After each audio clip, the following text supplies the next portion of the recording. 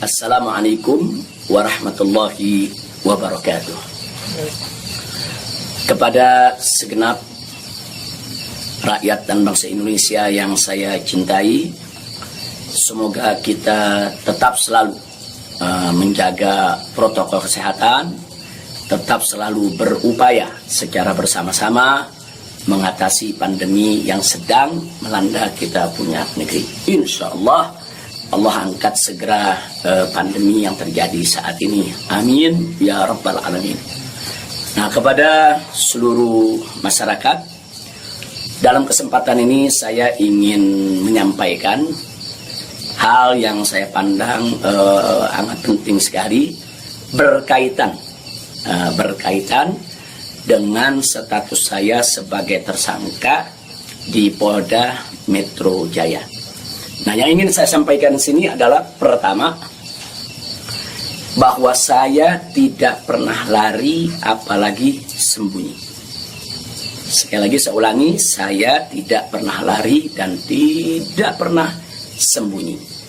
Karena selama ini pada proses pemulihan, saya lebih banyak duduk di Pondok Pesantren Alam Agrokultural Markas Syariat Megamendung. Karena di pesantren ini udaranya sangat asri, segar, jadi untuk pemulihan luar biasa bagusnya. Sekali-sekali saya turun ke Petamburan, saya turun ke Sentul untuk menengok anak dan cucu. Jadi bagian pertama yang ingin saya tekankan adalah saya tidak pernah lari apalagi sembunyi dari panggilan polisi. Yang kedua, saya juga tidak pernah mangkir dari panggilan Polda Metro Jaya. Nah, kenapa saya katakan saya tidak pernah mangkir? Pada panggilan yang pertama, yaitu hari Selasa tanggal 1 Desember 2020, ketika itu saya tidak bisa memenuhi panggilan, saya kirim pengacara. Pengacara datang ke sana, bertemu dengan penyidik, menyampaikan surat secara resmi, minta penundaan, dan alhamdulillah penyidik bisa memahami dan menerima. Akhirnya sepakat bahwa saya diundurkan untuk panggilan yang kedua. Nah, untuk itu saya apresiasi, saya hargai sikap penyidik yang sangat kooperatif, sangat baik. Terima kasih. Nah, kemudian pada panggilan yang kedua, yaitu pada hari Senin tanggal 7 Desember 2020. Nah, ketika itu saya melihat posisi pemulihan kita memang masih perlu penambahan sedikit waktu. Dan lagi-lagi saya tidak mangkir, tapi saya kirim pengacara saya bertemu kembali dengan para penyidik. Kita sampaikan surat, kita sampaikan permohonan, dan alhamdulillah permohonan tersebut diterima secara baik oleh para penyidik. Lagi-lagi di sini saya ingin sampaikan apresiasi dan terima kasih kepada para penyidik di Polda Metro Jaya. Nah, pada hari itu juga, yaitu di pagi hari, Senin tanggal 7 Desember, ada kesepakatan, yaitu antara para pengacara dengan para penyidik, juga dengan keridoan saya, di mana kita sepakat bahwa saya akan datang ke Polda Metro Jaya pada hari Senin tanggal 14 Desember 2020. Itu sudah merupakan satu komitmen. Artinya komitmen, kita akan datang, insya Allah sehat walafiat, tidak ada halangan lagi. Nah, ini yang perlu kita sampaikan, dan komitmen ini kita jaga betul, karena saya akan selalu memegang komitmen dengan pihak manapun kalau kita sudah membuat satu kesepakatan, satu perjanjian. Nah, karena itu di sini yang perlu saya sampaikan juga pada hari yang sama, yaitu pada tanggal 7 di hari Senin tersebut, secara mengejutkan, sebagaimana kita tahu semua, di mana di siang hari Bapak Kapolda Metro Jaya mengumumkan tentang tragedi penembakan 6 Laskar FPI yang selama ini setia mengawal saya. Tentu ini satu peristiwa sebetulnya tidak ada sangkut paut dengan soal panggilan saya.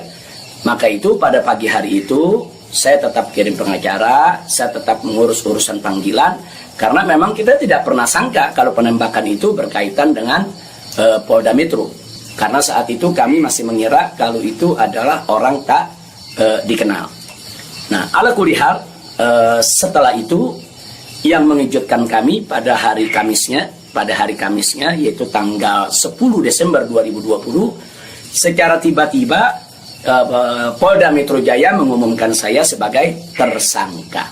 Ya tentunya saya, para pengacara semua terkejut karena 2 panggilan sebelumnya itu saya masih berstatus sebagai saksi. Dan itu pun belum sempat diperiksa. Rencana pemeriksaan tanggal 14 Desember, itu hari Senin yang akan datang ini. Nah, tapi karena memang pengumumannya begitu mengejutkan, pada hari Kamis tersebut saya sebagai tersangka, kemudian mendengar itu tidak benar kalau ada mengabarkan saya sembunyi, saya lari, tidak benar. Saya tetap berada di markas syariat Megamendung. Nah, begitu hari Kamis ada pengumuman semacam itu, Jumat pagi tanggal 11 Desember itu kita kirim lagi para pengacara untuk bertemu dengan penyidik. Dan alhamdulillah terjadi pertemuan dengan penyidik. Nah, ditanyakan oleh para pengacara bagaimana komitmen yang hari Senin tanggal 14, apa itu batal atau bagaimana. Nah, kalau saya pribadi ingin tetap berpegang kepada komitmen. Nah, karena kita ini ustadz, dai, bergerak di bidang agama, tidak layak kalau kami itu membatalkan perjanjian atau suatu komitmen. Nah, kita dapat jawaban dari para penyidik. Kelihatannya mereka tidak mau menunggu sampai hari Senin, mereka minta lebih cepat. Nah, pada saat itu juga para pengacara minta kepada para penyidik, ya Habib Rizik siap dipanggil kapan saja, tapi tolong surat panggilannya dibuat. Surat panggilan sebagai tersangka. Kami tidak pernah terima. Tapi kelihatannya para penyidik agak keberatan untuk mengeluarkan surat tersebut. Akhirnya terjadi kesepakatan, kalau begitu cobalah bagaimana caranya supaya Habib bisa lebih cepatlah ke Polda Metro Jaya. Jadi artinya mereka tidak mau melanggar komitmen juga, karena memang komitmennya pada tanggal 14 siap diperiksa. Nah, kita katakan melalui pengacara, kami bukan orang-orang yang suka ingkar janji, bukan orang-orang yang suka mengingkari komitmen yang ada. Tapi karena memang Polda Metro Jaya meminta lebih cepat, lebih baik menurut beliau, saya terima. Nah, karena itu pada malam ini saya umumkan untuk seluruh, yaitu anak bangsa, insya Allah besok hari Sabtu tanggal 12 Desember 2020 di pagi hari, saya bersama pengacara akan datang ke Polda Metro Jaya, insya Allah.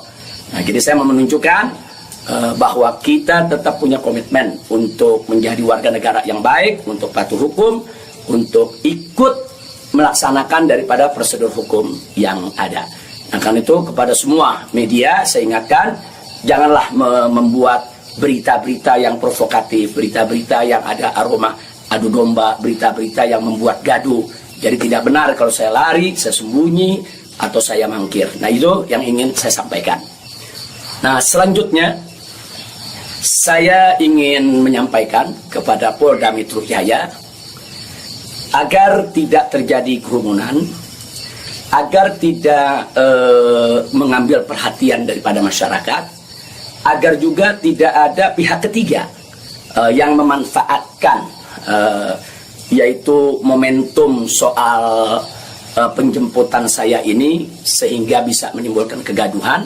Maka itu saya minta kepada Polda Metro Jaya tidak perlu untuk mengerahkan kekuatan secara berlebihan. Bahkan menurut saya tidak perlu ada penjemputan, tidak perlu ada pengerahan pasukan.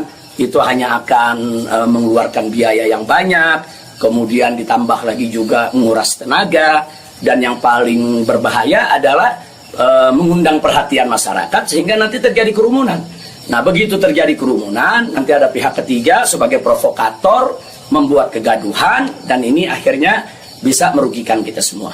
Nah, jadi tidak usah khawatir, tidak perlu ada pengerahan kekuatan, tidak perlu ada pengerahan pasukan. Insya Allah besok hari Sabtu pagi tanggal 12 Desember 2020 saya akan diantar oleh para pengacara saya. Nah, untuk memenuhi panggilan atau yaitu panggilan atau rencana pemeriksaan yang akan dilakukan oleh Polda Metro Jaya sesuai dengan aturan yang berlaku. Nah, yang berikutnya yang tidak saya lupakan kepada seluruh umat Islam. Kepada seluruh umat Islam, saya minta juga tidak membuat kerumunan. Nah, jadi jangan sampai mengganggu daripada proses hukum ini. sabar, tenang, ikuti proses hukum ini dengan baik, sesuai dengan aturan yang ada, banyak-banyak berdoa. Nah, mudah-mudahan semua berjalan dengan baik. Insya Allah Allah memberikan keamanan, keselamatan, kemenangan, dan lain sebagainya. Jadi tolong jangan buat kerumunan karena kita sudah punya komitmen.